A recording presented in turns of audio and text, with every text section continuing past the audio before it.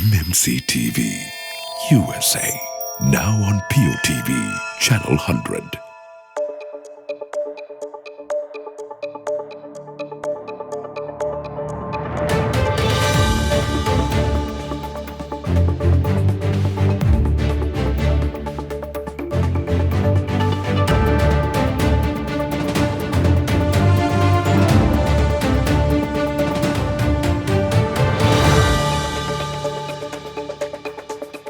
Hello there once again and welcome to MMC World Roundup, where we connect you with the latest news from Sri Lanka and around the world.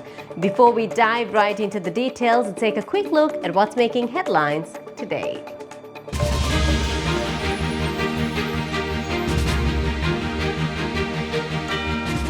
Trincomalee to be transformed into a key energy hub.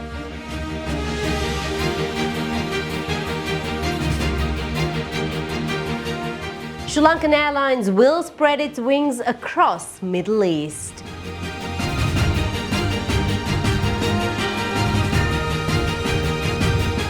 The UK has rejected the appeal to lift the proscription on the LTTE as a terrorist organisation.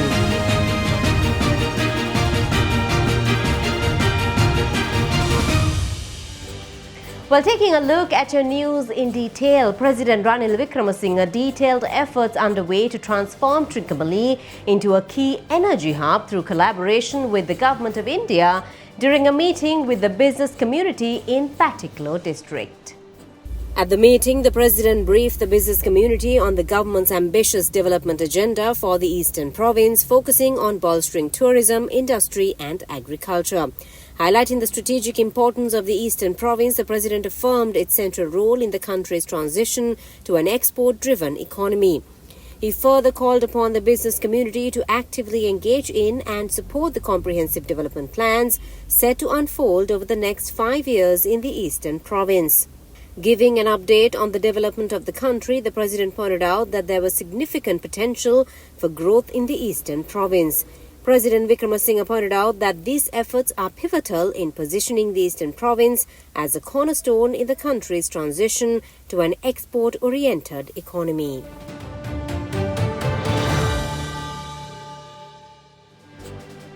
Sri Lankan Airlines will spread its wings across the Middle East region after acquiring more aircraft on lease this year to strengthen its fleet, its top official says. Richard Natal, Chief Executive Officer of Sri Lankan Airlines, said fleet modernization plays an important role in the carrier's turnaround as well as caters to growing passengers' demand in the region. He said the airline will strengthen its current fleet of 21 to 22 in July, with plans to add 3 more aircraft within the next 3 months to increase the tally to 25 aircraft this year. The aim is to boost Sri Lankan Airlines fleet with more leased aircraft that will help increase frequency on existing routes as well as add 2 or 3 new routes. The airline will place major orders for fleet replacement after its restructuring is completed under the International Monetary Fund's program. The UK Proscribed Organisations Appeals Commission has rejected the appeal made by the transitional government of Tamil Eelam to lift the proscription on the liberation of tigers of Tamil Eelam as a terrorist organisation in Britain. Sri Lanka's Minister of Foreign Affairs Ali Sabri stated that accordingly the UK will continue to maintain the proscription on the LTTE. Taking to X, formerly Twitter, to announce this, the Foreign Minister said that the UK Proscribed Organisation Appeals Commission, an independent court set up by Parliament and headed by a High Court judge and 2 retired senior diplomats, ruled against deproscribing the LTTE. The transitional government of Tamil Eelam, who support the creation of an independent Tamil state in northeast Sri Lanka, appealed to the UK to lift its ban on the LTTE. Furthermore, Ali Sabri noted that the TGTE is not proscribed in the United Kingdom as it seeks to pursue their political and ideological objectives through non-violent means.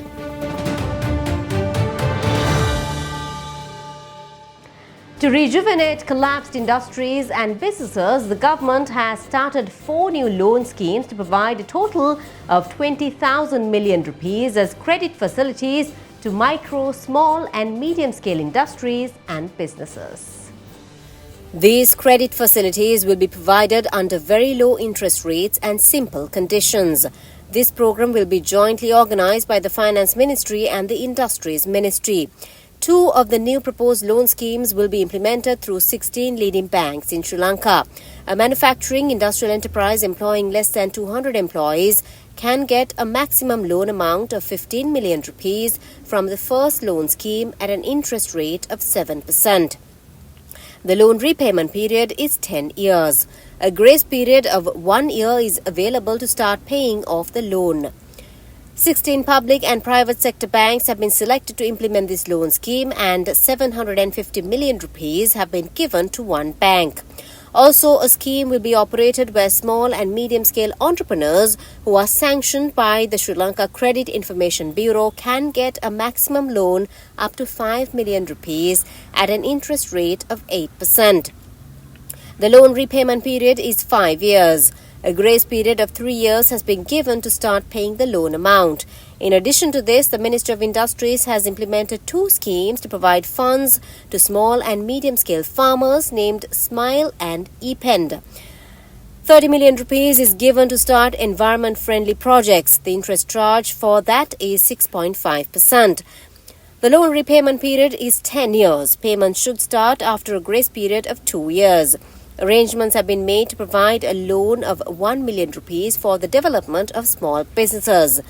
10 years have been given to repay the loan. Industries Ministry Secretary Shantha Veerasinghe said that if it is necessary to obtain the recommendations of the ministry, it will be provided within 5 working days.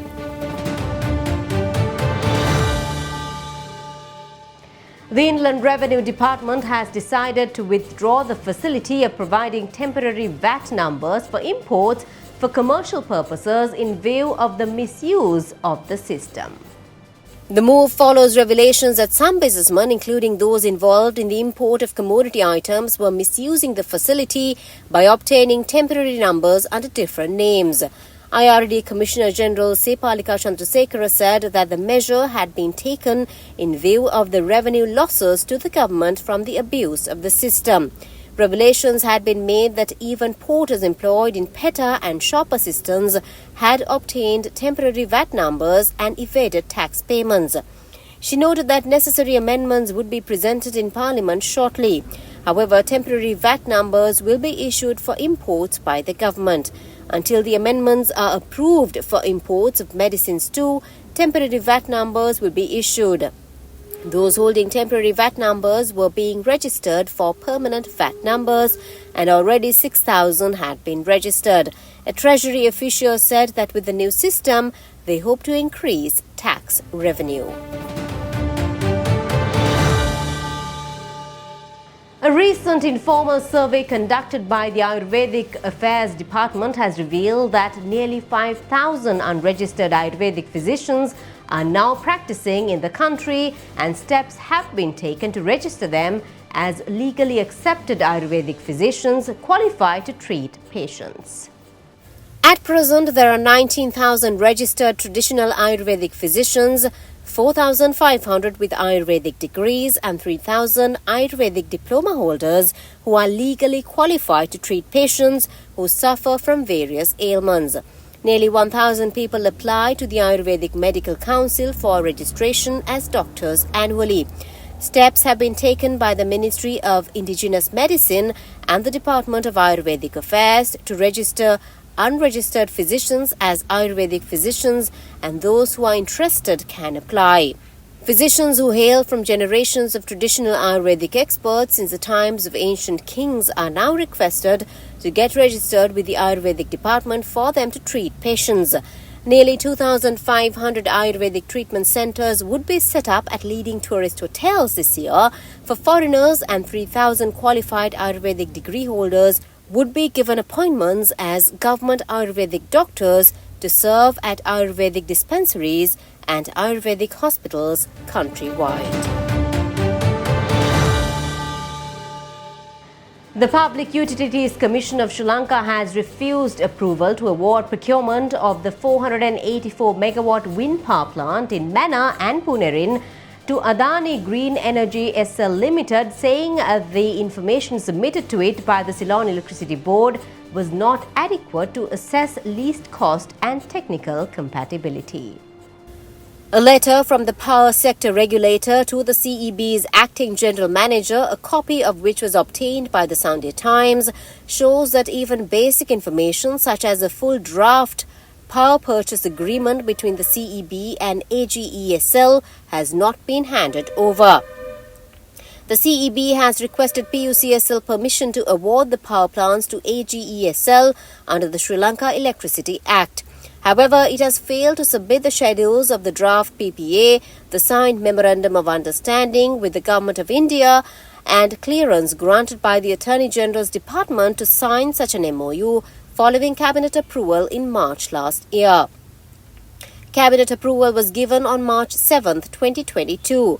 The MOU was signed 4 days later on March 11th. Among other details, the basis for declaring the same plant factor for both locations, Mana and Punerin, has also not been made available to the regulator.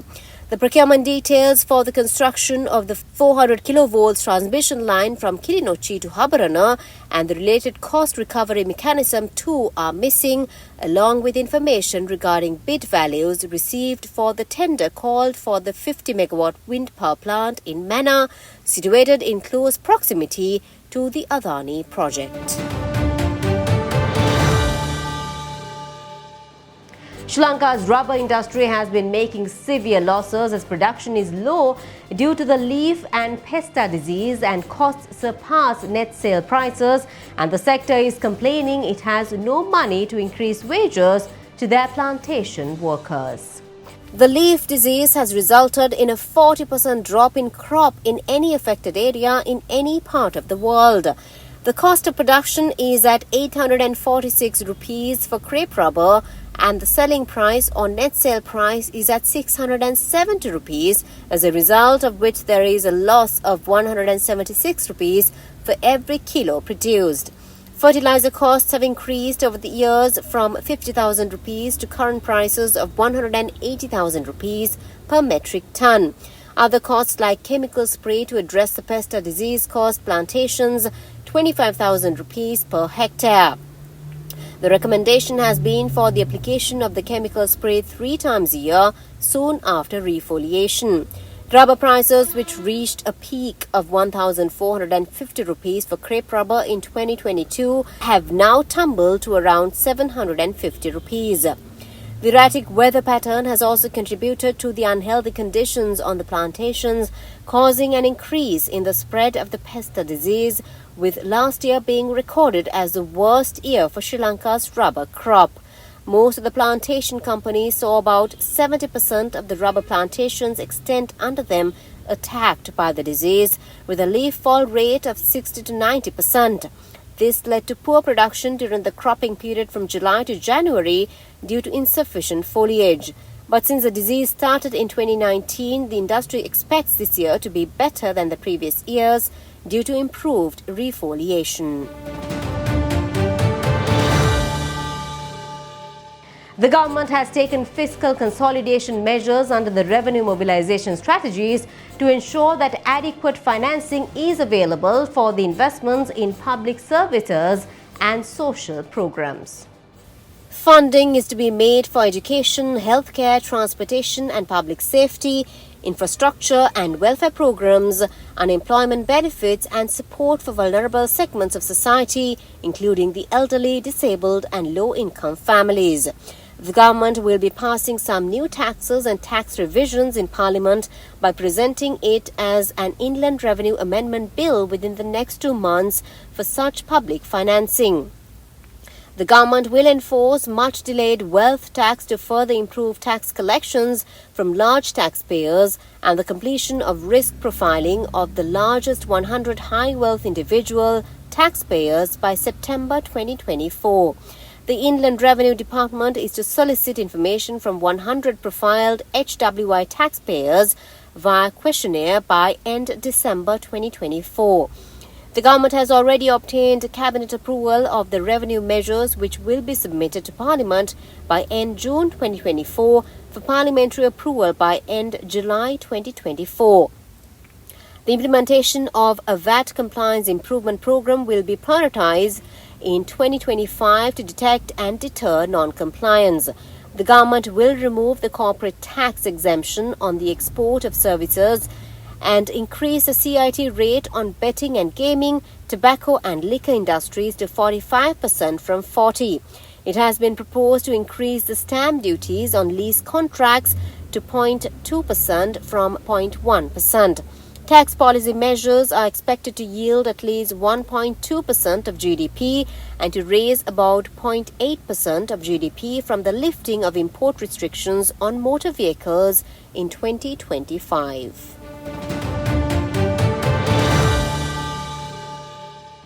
The new Vihara Karmanta of the Purana Visuddharamaya of Puppara was officially launched recently.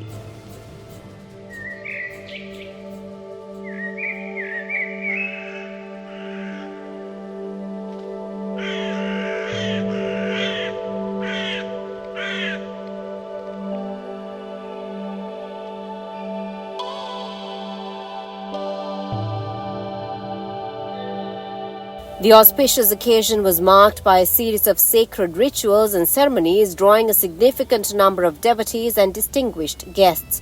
The highlight of the event was the enshrining of the pinnacles and relics.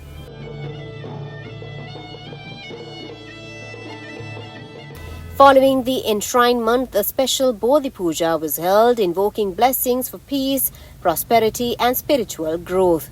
Devotees gathered around the sacred Bodhi tree, offering prayers, flowers and lamps, seeking the blessings of the Enlightened One. In conjunction with these ceremonies, a Dhamma discussion took place, offering an insightful discourse on the teachings of the Buddha. The installation of a new Buddha statue at the Dhamma Hall also took place.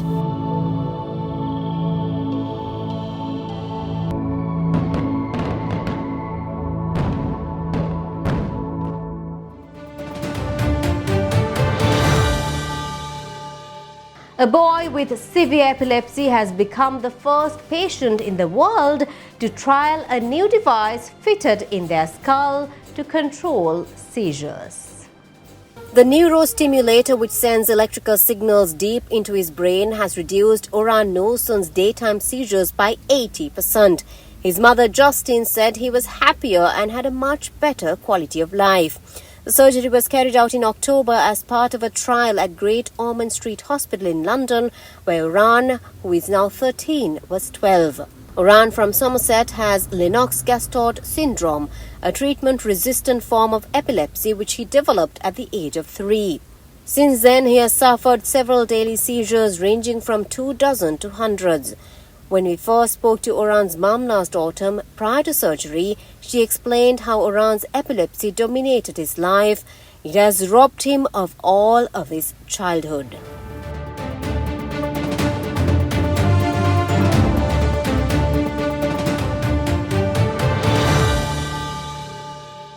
Well, that wraps up our news coverage for today. You can reach us on POTV, Samsung TV, LG TV, Apple TV, YouTube and Facebook Live, reaching the entire United States and across the globe. Thank you for joining in with us today. Until next week, we wish you a fantastic week ahead.